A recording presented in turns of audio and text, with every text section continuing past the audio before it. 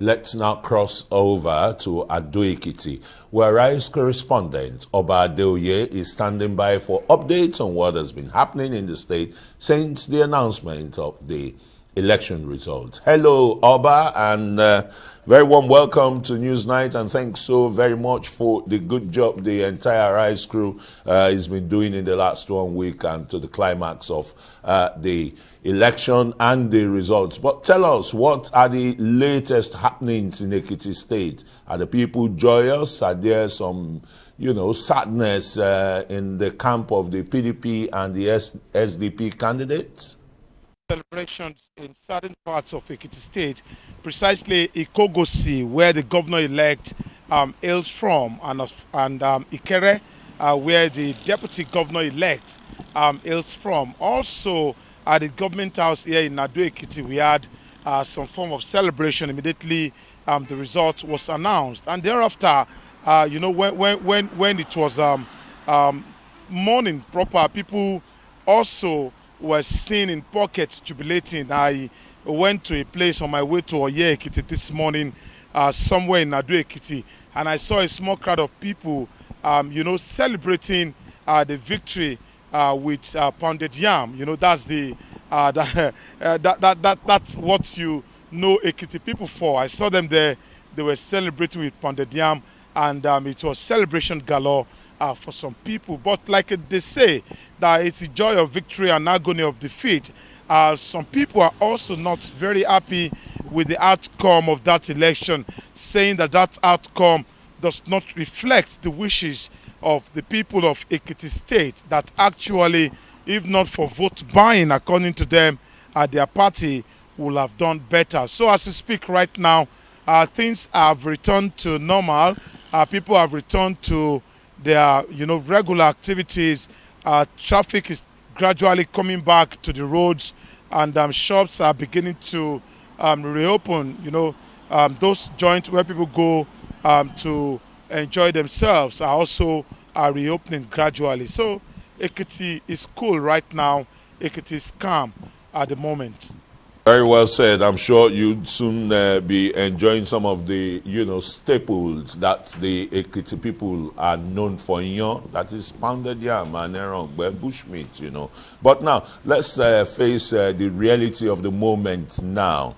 How magnanimous is the governor-elect, Biodun Oyebanji? Is he planning to form an inclusive government, a government of state unity, so that even those aggrieved, those alleging vote buying, that's the only allegation, leveled on the conduct of these elections?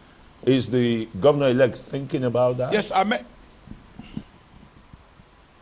met with the governor-elect some hours ago at the government house here in Edo Ekiti, but he couldn't really grant me an interview because he was in a hurry. He told me that he was jetting out to Abuja and he was going to touch on some other places on a thank you visit to people who played a part in his emergence as the governor-elect of Ekiti State.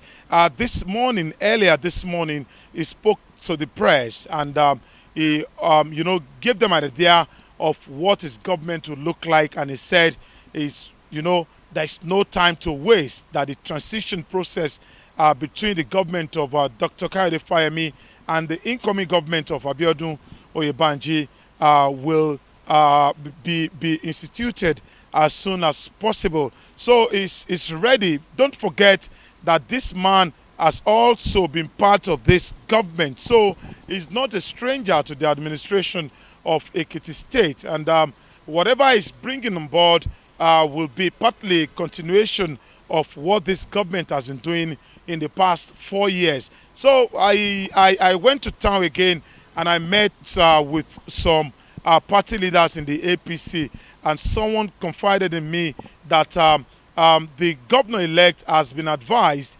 to pay a personal visit to Engineer Segun Oni of the Social Democratic Party and Mr. Bisi Kolawole of the PDP, just to extend a hand of friendship to them.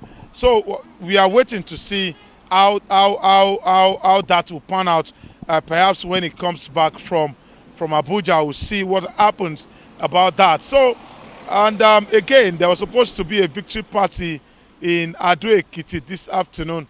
The governor-elect just breezed in to the state secretariat along this road where I'm standing right now, and we had a crowd of people following him, drumming, and all of those things that accompany celebration of political victories like this in Nigeria. So we are still waiting for him to come out with concrete terms, in concrete terms, what is going to offer the people of Ekiti State as different from what we are seeing right now in the government of Dr. Kayode Fayemi. All right. I mean, that's good. They said his blueprint is going to come out not too long from now. I think it's there as 4 months before he's sworn in. But let's look at the allegation from the PDP candidate, BC Kolawole. How true or concrete, are there concrete evidence about vote buying? Because he's described it as another form of rigging. Oba? Okay, yeah, vote buying characterized this particular election. There's no need denying that fact. It was very obvious during the election. Of course, we couldn't get any on camera, but we got reports of vote buying across Ekiti State. The interesting part of this is that every party is alleging that the other parties are engaged in forms of vote buying. So I went to the SDP candidate. He said he got information that some parties are involved in vote buying. I went to the ADP candidate. The ADP candidate alleged that the SDP was also buying votes in our own part of the state, that the PDP was paying as much as 5,000 naira, APC was paying as much as 10,000 naira, and SDP was paying as much as 3,000 naira per vote across Ekiti State for people to vote for them. So vote buying was a big characteristic of this last election, and everybody's blaming everybody else for being responsible for vote buying. A moment ago, before I came before this camera, in front of this camera, I spoke with an APC leader, and he also told me that in some areas all the parties were buying votes for as high as 10,000 naira each. So it's a big thing in the Ekiti election, and it happened across Ekiti to the extent that the officials of the Economic and Financial Crimes Commission, EFCC, had to, they were in town and they made some arrests, and later on yesterday the police in Ekiti also paraded some people who were caught in the act of inducing voters to vote for them in the exercise. So it's a big thing during the election, and that is what people have been talking about even up to this very moment as a big letdown for the credibility of that poll. But all in all, the poll was relatively peaceful if you compare with what happened in 2018 in the state. Well, how do we underscore this? Vote buying, another form of rigging. And that's a very dangerous trend indeed in our democracy. But one last shot. The economic blueprint yet to come out. Ekiti needs to grow its tourism for, greater IGR.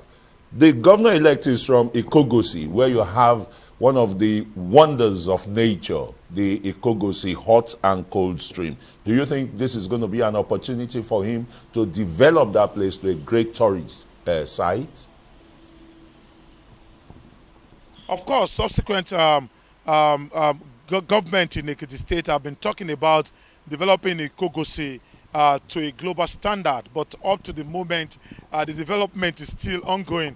Perhaps Biodun Oyebanji, coming from that part of the state, will take it more seriously than previous government in the state, and place that particular wonder of nature, like you call it, on the global map of tourism. But apart from Ikogosi, there are other wonders of nature across Ekiti State that require attention.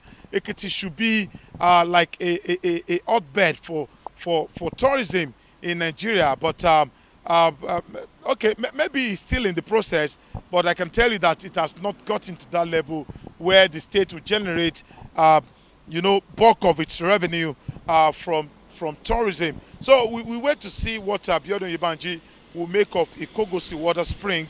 It's a wonder of nature, and we've been told that it's the only type in the world that has both warm and cold water in the same stream at the same time. So we wait to see what is going to make of it. Like I told you, paying attention to Ikogosi is not a new thing. Government upon government successive governments have been talking about developing Ikogosi water spring. But this time around, that a son of the soil is going to is going to be the governor of the state. Perhaps that story will come to reality. Very much. No better place to drop the anchor there. Oba Adeoye, a Rise correspondent in the heart of Ekiti State, the capital, Ekiti, giving us the latest developments from the election fallout.